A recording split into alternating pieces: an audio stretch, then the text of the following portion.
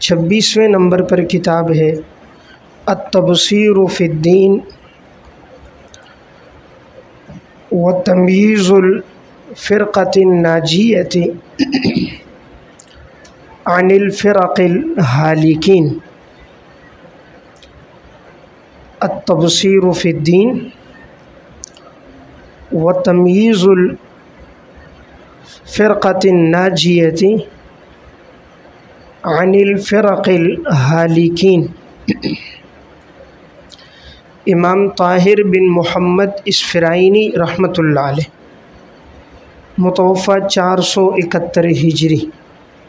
یہ کتاب ایک جلد میں عالم الکتب بیروت سے طبع ہے۔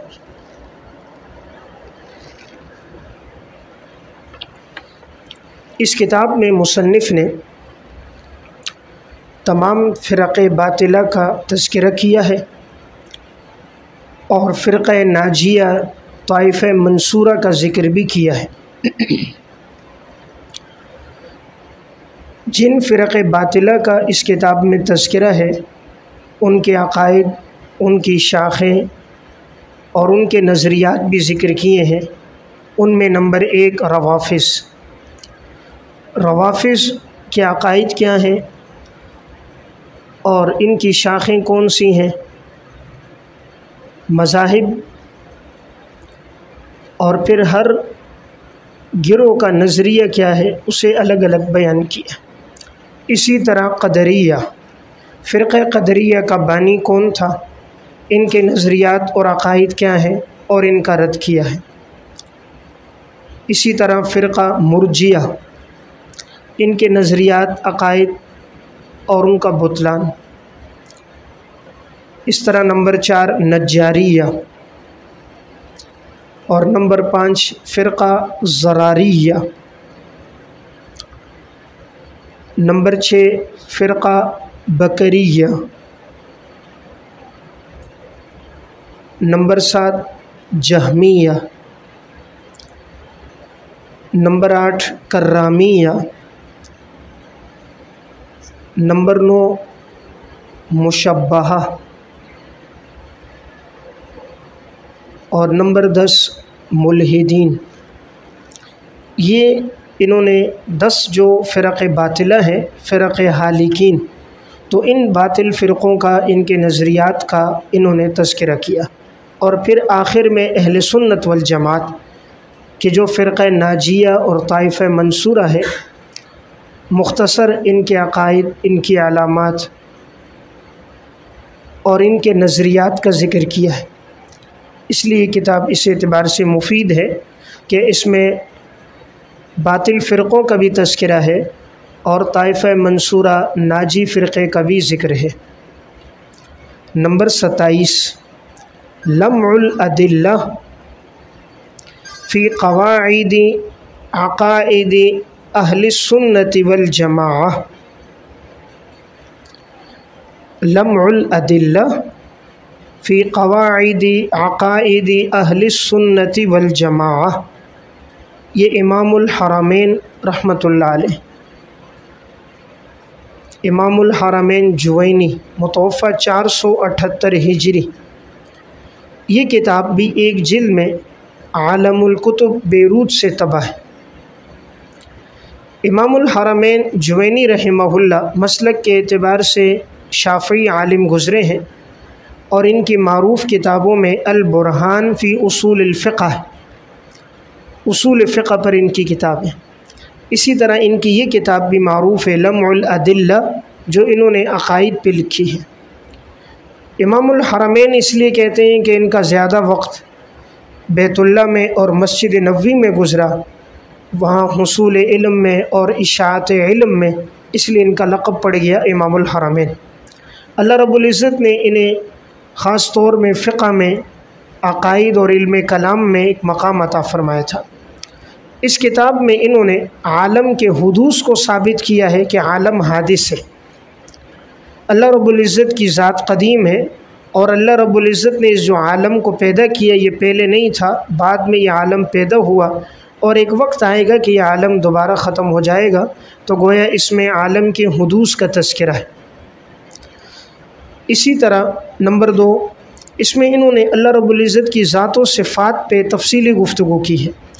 اللہ رب العزت کی جو ذات ہے اور اسی طرح اللہ کی جو صفات ہیں، اللہ کی صفت سمع ہے، صفت بصر ہے، قدرت ہے، صفت ارادہ ہے، ان تمام اوصاف کی تشریح کی ہے۔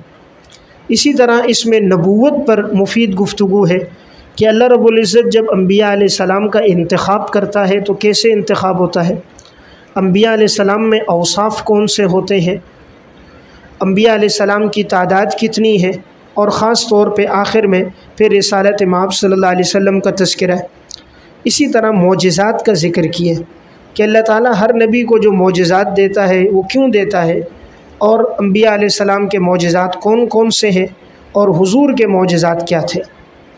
اور اسی طرح امامت کا تذکرہ ہے کہ ایک امامت کبریٰ ہے، ایک امامت صغریٰ ہے، کہ جو امامت کبریٰ سلطنت کا جو خلیفہ ہو، مسلمانوں کا جو بادشاہ ہو، اس میں کیا اوصاف ہونے چاہیے۔ اسی طرح رؤیت باری تعالیٰ کے مسئلے پر گفتگو ہے کہ اہل سنت والجماعت کا متفق عقیدہ ہے کہ آخرت میں اللہ رب العزت کا دیدار ہوگا اور اس کا انکار کفر ہے۔ یہ کتاب 130 صفحات پر ہے، لیکن مختصر ہونے کے باوجود نہایت مفید اور جامع ہے۔ اس وجہ سے اگر کوئی اس کا مطالعہ کر لے تو اہل سنت کے گویا عقائد سے وہ اجمالی طور پر واقف ہو جائے گا۔ اسی لیے انہوں نے کتاب کے نام میں بھی اس کا تذکرہ کیا کہ لمع الادلہ فی قواعد عقائد اہل السنہ والجماعہ، کہ میں نے اپنی کتاب میں اہل سنت والجماعت کے عقائد کے قواعد کو ذکر کر دیا اور ان کے دلائل کے ذریعے میں نے روشنی پیدا کر دی، کہ یعنی پہلے آپ کو عقائد معلوم تھے، دلائل نہیں تھے، تو گویا میں نے کتاب میں دلائل بھی ذکر کر دیے۔ نمبر 28، الاقتصاد فی الاعتقاد۔ الاقتصاد فی الاعتقاد امام غزالی رحمۃ اللہ علیہ، متوفی 505 ہجری۔ یہ کتاب ایک جلد میں دارالکتب العلمیہ سے طبع ہے۔ امام غزالی رحمہ اللہ مسلک کے اعتبار سے شافعی عالم گزرے ہیں، اور بعض اہل علم نے ان کو 6 صدی کا مجدد بھی قرار دیا۔ ان کی کتابوں میں اللہ تعالیٰ نے زیادہ قبولیت احیاء علوم الدین کو دی، اور اصول فقہ میں المستصفیٰ جو ان کی کتاب ہے اسے زیادہ قبولیت ملی۔ امام غزالی کی زندگی کا ایک وصف یہ تھا، ابتدا میں انہوں نے فلسفے کو بہت پڑھا، پھر منطق کو پڑھا، اور الہیات کی طرف اور شرعی عقائد کی طرف ان کی تشریح اور توضیح کی طرف یہ بعد میں مائل ہوئے۔ ابتدا میں انہوں نے فلاسفہ کا رد کیا ہے، چونکہ فلاسفہ اب یہ جو نظریات بیان کرتے ہیں وہ شرع کے خلاف تھے۔ ضرورت تھی کہ فلاسفہ کو جوابات ان کے نظریات کا ان کے اصولوں کی روشنی میں دیا جائے، تو انہوں نے تحافۃ الفلاسفہ لکھی۔ امام غزالی کی ایک کتاب ہے تحافۃ الفلاسفہ، فلاسفہ کا رد ہے۔ مامون الرشید نے جب اپنے دور میں فلسفے کی کتابوں کو عربی زبان میں لایا تھا تو لوگوں میں فلسفی دلائل اور فلاسفہ کی باتوں کا رواج ہو چکا تھا، اس لیے اب لوگ شریعت کے دلائل کو اس میں پرکھتے تھے، اور فلسفیوں کے جو اعتراضات ذات صفات پر اور عالم کے قدیم اور حادث ہونے پر تھے، لوگ اشکالات کرتے تھے۔ اب ضرورت تھی ان کی زبان میں ان کو جوابات دیے جائیں، تو امام غزالی نے تحافۃ الفلاسفہ لکھ کر فلاسفہ کے مستدلات کو اور ان کے نظریات کو ان کے گویا کے عقائد اور ان کی اصطلاحات کی روشنی میں جوابات دی، اس لیے یہ کتاب بڑی مفید ہے ان کی۔ تو بہرحال یہ جو میں عرض کر رہا ہوں الاقتصاد فی الاعتقاد، اس کتاب کا نام ہے یعنی عقائد میں میانہ روی انسان اختیار کرے تو اس میں تمام صفات کی تشریح ہے۔ اگر صفات کی مختصر کوئی وضاحت چاہ رہا ہے، اللہ رب العزت کی صفات علم ہے، قدرہ ہے، تکوین ہے، اللہ کی صفت ارادہ ہے، سمع ہے، اگر مختصر وضاحت کسی نے پڑھنی ہے اور درمیانہ راستہ افراط اور تفرید سے ہٹ کر اہل سنت والجماعت کا جو راستہ ہے تو وہ اس کتاب میں ہے۔ نمبر 29، المقصد الاسنی فی شرح معانی اسماء اللہ الحسنی۔ المقصد الاسنی فی شرح معانی اسماء اللہ الحسنہ، امام غزالی رحمہ اللہ متوفہ 505 ہجری۔ یہ کتاب ایک جلد میں مکتبۃ الجفان قبرص سے طبع ہے۔ اس میں امام غزالی رحمہ اللہ نے اسماء باری تعالیٰ کی مختصر تشریح کی ہے۔ اللہ رب العزت کی 99 اسماء ہیں۔ دیکھیں، ایک ہے صفات باری تعالیٰ، ایک ہے اسماء باری تعالیٰ۔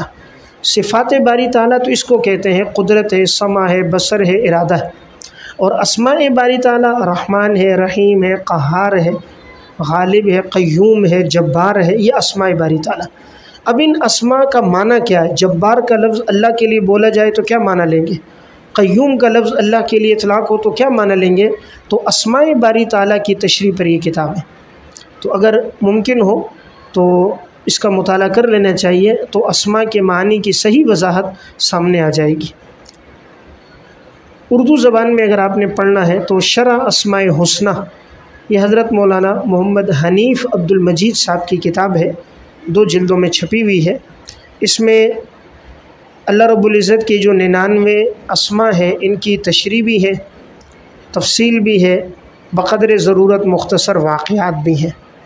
تو کتاب مفید ہے، اردو زبان میں اگر کوئی پڑھنا چاہے اسماء باری تعالیٰ کو، اس حوالے سے اس کا فائدہ ہے۔ اسماء باری تعالیٰ میں ہر صفت کی ایک تشریح کے ساتھ ساتھ وظائف جو ہوتے ہیں، مثلا ایک آدمی ایسا ہے کہ جس کے جسم میں طاقت نہیں، کمزور ہے، کمزوری بڑھتی جا رہی، اب اس کو کہتے ہیں یا قویو کا آپ ورد رکھو 101 دفعہ، جسم میں طاقت آ جاتی ہے۔ ایک خاتون ہے جس کا دودھ نہیں ہے، بچے کو دودھ دینا ہے، اسے لفظ المتین لکھ دیتے ہیں کسی پلیٹ پر یا کسی کاغذ پہ، اور پھر وہ پانی پلا دیتے ہیں تو عورت کا دودھ بڑھ جاتا ہے بہت۔ اسی طرح اگر میاں بیوی میں آپس میں محبت نہیں ہے تو الودود، اب یہ اسماء باری تعالیٰ میں سے، تو اگر اس کو 313 دفعہ کسی میٹھی چیز پہ پڑھ کے اور میاں بیوی دونوں کھا لیں، یا جس میں محبت نہ ہو اسے کھلا دیا جائے، یا بچہ نافرمان ہو اسے کھلا دیا جائے، محبت قائم ہو جاتی ہے۔ تو یہ اسماء باری تعالیٰ کے تحت یہ جو تجربات ہیں، اگر یہ بھی کوئی ذکر کرے تو فائدہ ہوگا۔ آج کل لوگ یعنی ایسے عاملوں کے پاس جا رہے ہیں جو دین سے دور ہیں، اور ان عاملوں کے پاس جا کر اپنی دولت، پیسہ، ایمان برباد کر رہے ہیں۔ اصل طاقت اللہ رب العزت کے ان اسماء میں، اللہ کا ہر اسم بمنزل ایک شعبہ ہے۔ جیسے دنیا میں شعبے نا، بجلی کا الگ ایک شعبہ ہے، ڈاکٹری کا الگ ایک شعبہ ہے، پڑھائی کا الگ ایک شعبہ ہے، طاقت اعتبار سے الگ ایک شعبہ ہے۔ اسماء باری تعالیٰ یہ سارے شعبے، تو انسان جس شعبے میں اللہ سے مدد چاہنا چاہ رہا ہے وہ اللہ کے اس اسم کا ورد کرے۔ ایک آدمی مثلا ہر چیز سے ڈر رہا ہے، اس کو ہر وقت خوف ہے، یا حفیظ یا حفیظ ورد کرتا رہے، اللہ تعالیٰ اس کی حفاظت فرمائے گا، خوف ختم ہو جائے گا۔ ایک معاشرے میں آئے دن رسوا ہوتا جا رہا ہے، یا معز پڑھتا رہے گا، اللہ رب العزت اس اسماء کے تذکرے سے اللہ اسے عزت عطا فرما دے گا۔ تو اللہ کے ہر اسم میں اللہ نے باطنی طور پہ بڑی تقویت رکھی۔ جیسے ہم غذا دوائیں لیتے ہیں، بھائی فلاں گولی کھاؤ جسم میں طاقت آئے گی، فلاں دوائی ہے، جیسے جسمانی اعتبار سے، روحانی اعتبار سے اسماء میں طاقت ہے۔ تو اگر یہ دونوں چیزیں یکجا ہو جائیں، یعنی اسماء باری تعالیٰ کی اردو میں تشریح ہو، اور ہر اسم باری تعالیٰ کے فوائد، کس میں اسے پڑھا جائے کیا فائدہ ہو، یہ بھی ہو تو اس کا فائدہ ہے۔ اور یہ علامہ ابن جزری رحمۃ اللہ علیہ کی ایک کتاب ہے حصن حصین کے نام سے۔ حصن حصین کہتے ہیں مضبوط قلعہ۔ مضبوط قلعہ یعنی انسان مسنون اعمال پڑھے گا تو وہ مضبوط قلعے میں ہوگا۔ یہ بڑی مفید کتاب ہے، اور عموماً اس کے اندر وظائف موجود ہیں جنہیں پڑھا جاتا ہے۔ حضرت مولانا ادریس میرٹھی صاحب رحمۃ اللہ علیہ نے اس کا ترجمہ کیا، تو اس کا یہ ترجمہ بھی چھپا ہوا ہے، تو اگر ممکن ہو اسے پڑھیں۔ اس میں بھی صفات کی انہوں نے وضاحت کی ہے، اگرچہ مختصر کی ہے لیکن فائدہ مند ہے، اور ہر صفت کے ساتھ خصوصیت بیان کی ہے کہ اللہ تعالیٰ کے اس اسم کو اس میں پڑھا جائے تو اس کے یہ فائدے ہوں گے۔ بہرحال میں نے ایک بات یہ عرض کر دی کہ امام غزالی رحمہ اللہ کی یہ کتاب اس حوالے سے مفید ہے کہ اس میں اسماء باری تعالیٰ کی تشریح ہے، اور جتنی یہ تشریح پڑھیں گے ایمان مضبوط ہوگا۔ اسماء باری تعالیٰ کی تشریح سے ایمان میں تقویت آتی ہے، اور اتنے سارے اللہ کے اسماء پڑھنے کے بعد انسان کو آگے بڑھنے کی طرف ایک موقع ملتا ہے، مزید روحانی اعتبار سے تقویت ہوتی ہے۔ اس لیے اسماء باری تعالیٰ کا ورد بھی کرنا چاہیے۔ آدمی کوشش کرے دن کے آغاز میں ان 99 اسماء کو پڑھ لے۔ حدیث میں بھی ہے جو ان کو حفظ کرے گا تو اس کے لیے جنت کا وعدہ ہے، تو جنت کی بشارت بھی ہے اور ساتھ باطنی طور پہ تقویت بھی ملتی ہے۔ نمبر 30، فضائح الباطنیہ۔ فضائح الباطنیہ امام غزالی رحمۃ اللہ علیہ، متوفی 505 ہجری۔ یہ کتاب ایک جلد میں مؤسسۃ دار الکتب سے طبع ہے۔ یہ کتاب باطنیہ کے رد پر ہے۔ باطنیہ ایک فرقہ گزرا ہے، ان کے نظریات کی تردید کی ہے۔ اس میں کل 10 ابواب ہیں اور ہر باب کے تحت باطنیہ کے دلائل لکھے ہیں اور پھر ان دلائل کے جوابات دے کر انہیں رسوا کیا ہے۔ باطنیہ فرقے کے دلائل لکھے ہیں، پھر دلائل کے جوابات دے کر انہیں لاجواب کیا ہے، اس لیے نام رکھا فضائح الباطنیہ۔ نمبر 31، قواعد العقائد۔ قواعد العقائد امام غزالی رحمہ اللہ، متوفی 505 ہجری۔ یہ ایک جلد میں عالم الکتب بیروت سے طبع ہے۔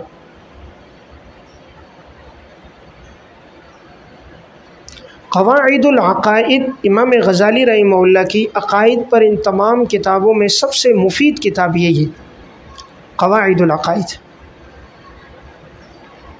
اس کتاب میں اہل سنت والجماعت کے تقریباً تمام عقائد موجود ہیں اور ہر عقیدے کو انہوں نے الگ الگ کر کے لکھا ہے، یعنی ذات باری تعالیٰ سے شروع کیا ہے اور قیامت تک جتنے عقائد ہیں ہر عقیدے کو الگ الگ کیا ہے۔ اگر اس کتاب کا اردو میں ترجمہ ہو جائے تو اس کا بڑا فائدہ ہوگا کہ اس میں اہل سنت کے تمام عقائد آ چکے، مختصر اور جامع الفاظ میں آئے، یا اگر کوئی اسی سے صرف نفس عقائد کو لے لے اور دلائل تفصیلات کو ہٹا لے تو ایک رسالہ بن سکتا ہے جسے ثانیہ اور ثالثہ کے نصاب کا حصہ بنایا جا سکتا ہے۔